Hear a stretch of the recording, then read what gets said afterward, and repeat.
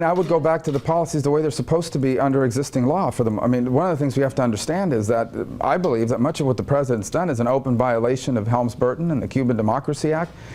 I believe it's in violation of existing law. We're going to comply with existing law.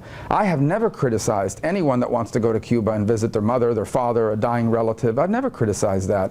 What I criticize, and what I think makes no sense, is that we allow people to come to this country on the Cuban Adjustment Act. They're here for ostensibly for purposes of we're fleeing oppression, and 1 year and a day after they have arrived, they are traveling to Cuba 15 times a year. Well, how can you make an argument that you are fleeing oppression and political oppression, and then you're going back 15 times? I think it puts in danger the Cuban Adjustment Act and the status Cubans have had in this country, and it provides an enormous source of hard currency and revenue to the Cuban government. And those are the things that I have problems with. There are people that are legitimately fleeing oppression in Cuba, people that speak out politically, people that have turned on the government, whatever it may be. These people have these are truly people that cannot go back to Cuba.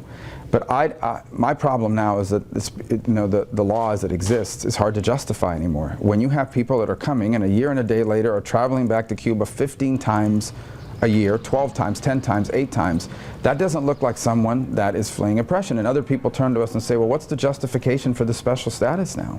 It's a very legitimate point, and I've been making it for a number of years, not just in the last 6 months. We somehow ignore the fact that 90 miles from our shores is an anti-American communist dictatorship that oppresses its people and sows instability. Because as long as they are an oppressive regime, people are going to get in rafts and leave that island and come to the U.S., and it's our Coast Guard that's going to have to go save their lives in the Straits. And we have a vested interest in ensuring there is stability on that island, and you won't have it as long as it's a dictatorship.